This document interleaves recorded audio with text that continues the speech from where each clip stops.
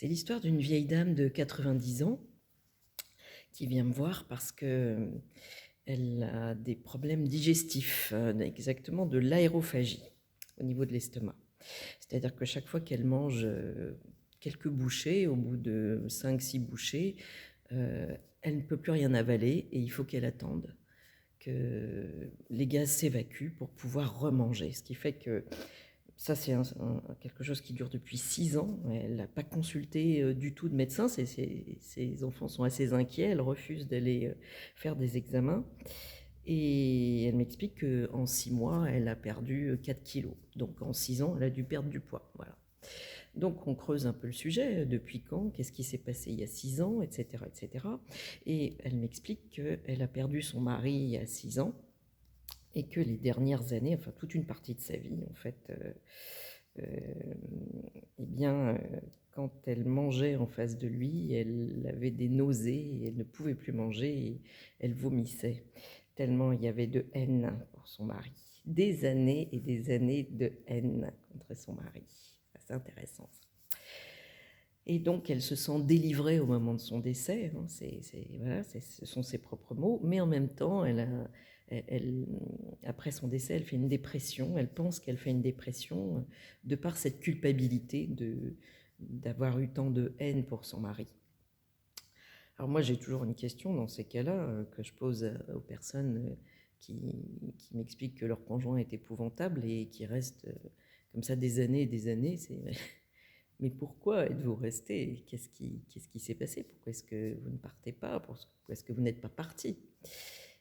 Et la réponse, c'est une incapacité à partir, plutôt un schéma qui va faire que je reste en boucle dans ma rancœur. C'est de sa faute.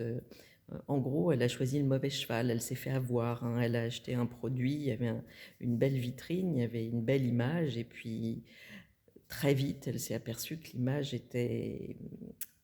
ne correspondait pas au fantasme qu'elle avait. Hein. C'est une époque où on se marie, on se connaît depuis 3 semaines et on se marie tout de suite. Donc c'était un beau jeune homme à l'époque, voilà. Et puis après, elle a été déçue, elle le trouvait faible. Et là, toute une rancœur et une haine s'est mise en place, je vous dis, jusqu'à plus de 80 ans en fait. Hein. Donc on s'intéresse au sujet et en fait, elle n'a pas que ce problème de digestion d'ailleurs. Elle m'explique que ça fait 25 ans qu'elle ne peut plus chanter alors qu'elle était mezzo-soprano et elle ne peut plus chanter du tout, plus du tout utiliser la gorge, le chakra de la gorge. Et elle a aussi une douleur chronique au niveau de la jambe droite, elle est droitière, qui l'empêche de vraiment marcher comme si elle n'arrivait plus à avancer. Eh bien, le début de séance va nous amener directement dans le grand dictionnaire des malaises et des maladies de Martel, de Jacques Martel, à la page correspondant à l'aérophagie justement de l'estomac, hein, d'une précision vraiment remarquable.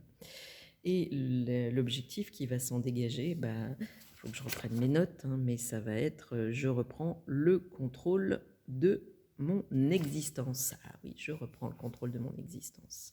Parce que quand je reprends le contrôle de mon existence, je peux utiliser mes jambes pour avancer et je digère bien. J'ai rien à digérer d'ailleurs parce que je suis responsable à 100% de mon existence. On va faire tout un travail au niveau du transgénérationnel et notamment les places des femmes dans la famille et leur relation à leur conjoint, à leur mari. Et on s'aperçoit que ça fait plusieurs générations que les femmes nourrissent de la rancœur, et notamment du côté maternel, par rapport aux hommes, à leur mari. Et ceci amène, à un moment donné, à cette génération de ma cliente, une incapacité à changer le système, avec une histoire de cacher les choses. Hein. Il y a un besoin dans son système inconscient de devoir cacher ce qui est caché, garder secret ce qui est caché, ne pas dévoiler, donc ne pas sortir de la matrice, rester dans le même système, d'accepter une situation inacceptable, c'est-à-dire de se laisser déposséder de son existence.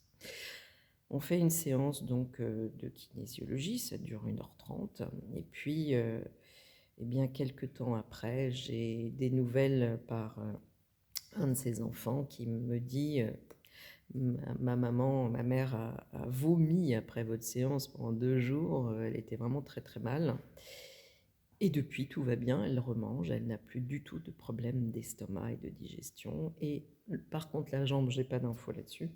Mais enfin déjà le problème principal qui était vraiment une perte de poids quand on a 90 ans, on peut pas se permettre de perdre du poids comme ça. Donc je l'avais vraiment incité à aller faire des examens. Je lui avais dit si jamais il n'y a pas de résultat, vous me promettez d'aller faire des examens, aller voir le médecin et qu'il fasse des examens quand même approfondis.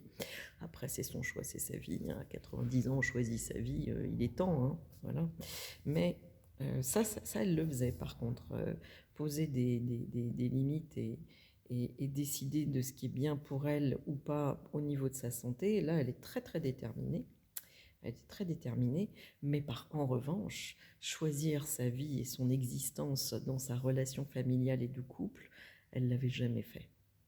Voilà, donc 1h30 de kinésiologie. Je lui avais dit, vous auriez dû venir me voir, enfin, ça aurait été bien de venir me voir avant et de parler de ce sujet avant. Elle était déjà venue me voir pour un autre sujet. Et donc, plus de problèmes de digestion. J'ai digéré les choses parce que je les ai comprises. Voilà, j'ai trouvé ce cas très, très intéressant et très bluffant sur une personne de 90 ans. Je suis toujours assez circonspecte par rapport à l'âge, parce que tout comportement qui se répète se renforce, et plus on vieillit, plus il est difficile de modifier le corps, évidemment, et puis le fonctionnement du cerveau et tout ce qui va se situer au niveau du subconscient et de l'inconscient. Et là, c'est le contre-exemple, c'est-à-dire que cette femme-là, elle a des grandes capacités de résilience. Voilà, c'est dommage d'avoir attendu 90 ans pour connaître le chemin de la liberté et d'être maître de son existence.